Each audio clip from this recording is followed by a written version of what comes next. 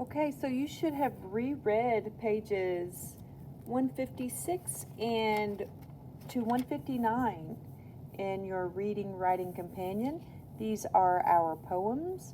This one is a haiku, and then we have a lyric, the eagle, then we have another haiku, the rat. I'm sorry, before that is the chimpanzee, which is another lyrical poem. So right now, though, boys and girls, we're going to be looking at page 156 and 157. So you reread the poem about the dog.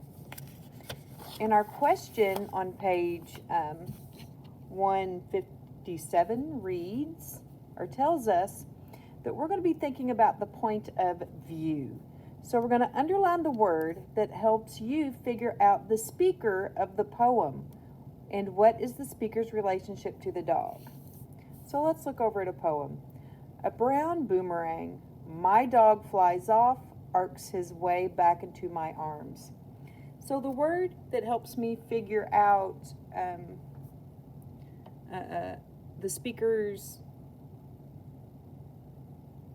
the speaker of the poem, I apologize, is my.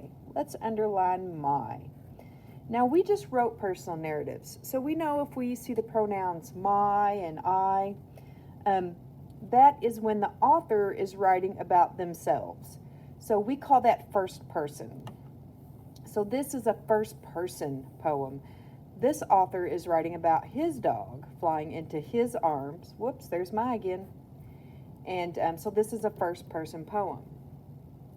Okay, so what's the author's relationship to the dog? Let's fill that out on page 157. I want you to think about that just for a second. What is the person's relationship to that dog?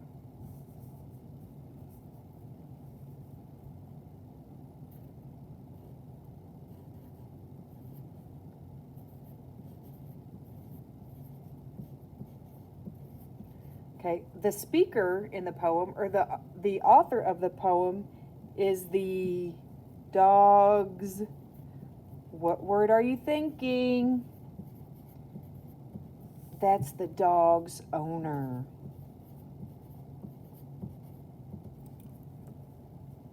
Okay, so under similes and metaphors, we're going to draw a box around the object that the poet compares his dog to.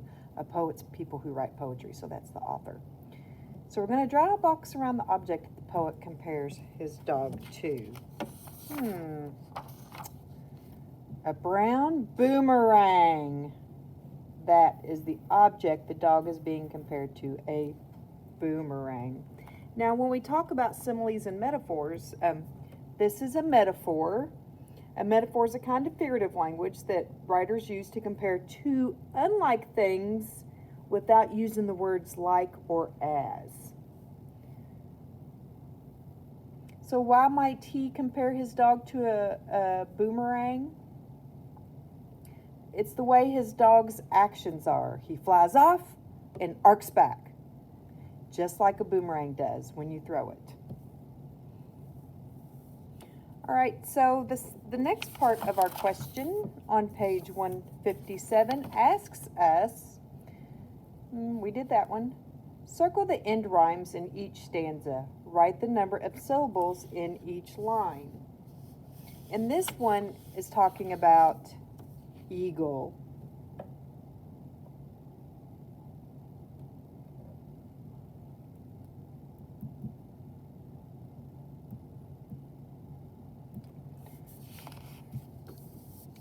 All right, so let's look at it again. Circle the end rhymes in each stanza. Write the number of syllables in each line. He clasps the crag with crooked hands, close to the sun in lonely lands. Those two words rhyme. We're going to circle those. Ringed with the azure world he stands. That rhymes with hands, lands, and stands. Those are all rhyming words. Let's look at the second stanza. The wrinkled sea beneath him crawls. He watches from his mountain walls, and like a thunderbolt he falls. All of those are rhyming words in the second stanza. And a stanza is like the paragraph of a poem. So the second part of that question asks us, let's go back to it, write the number of syllables in each line. All right. He claps the crag with crooked hands. That was 8 syllables. Let's make sure they all have 8 before we put an 8 there. Each line should have the same number of syllables. Close to the sun in lonely hands. That was 8 again. Ringed with azure world he stands. 8 again. The wrinkled sea beneath him crawls. 8. Thank goodness we can clap these out. He watches from his mountain walls. 8. And like a thunderbolt he falls. Thunderbolt. Ooh, that one had 3. That's a big 3-syllable word. But that had 8 syllables. So if the question says, write the number of syllables in each line, we're going to answer that in a complete sentence. We're going to put the question in the answer. Each line has 8 syllables. Whoops, what if I can't remember how to spell syllables? How can I help myself? Well, the word is right in the question. I'm going to look up there and make sure I'm spelling it correctly. S-Y-L-L-A-B-L-E-S, syllables. All right, so over here in the poem about the eagle, what language hints at how the poet feels about the eagle? Use text evidence. Well, when I read this, I kind of felt like the poet thought that the eagle was majestic, but he was like he doesn't travel in packs. He's like a loner.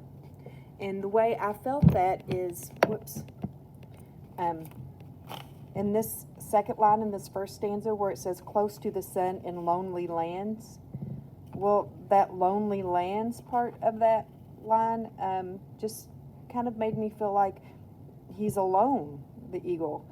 There's no other eagles where he is. It's lonely lands. Ringed with azure world he stands.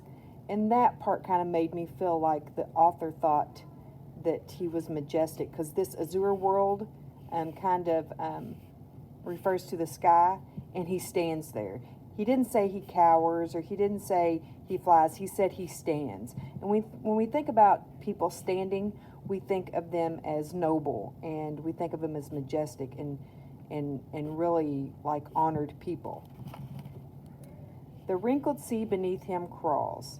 Okay, the sea is a very big thing, and to crawl under somebody is, or like when someone's standing over you, that's kind of like a submissive thing. Like, so if the sea is crawling beneath him and the sea is a huge thing, then it's like the sea is bowing down to him. And that's another reason why I thought the author thought that maybe the eagle was majestic, or that's his opinion of the eagle. He watches from his mountain walls. Well, we all know that mountain walls are really high, and somebody or something that's majestic and noble will be higher. You know, we think of them as sitting on thrones like kings and queens. So that was some more of that figurative language that really made me it made me think that the author really respects the eagle and thinks he's just, one of the best birds out there. And like a thunderbolt he falls. Thunderbolts are very forward things. There's nothing meek and meager about a thunderbolt. So if he's comparing the eagle to a thunderbolt, he's saying that he's really forceful, straight, and true. All right, so this was by Alfred Lord Tennyson, and everything I've read by him, he does use a lot of really good words to really let you feel and see how he feels and sees the world. All right, so that was page 157. If you did not follow along with me, please start the video over and write what I write on your text.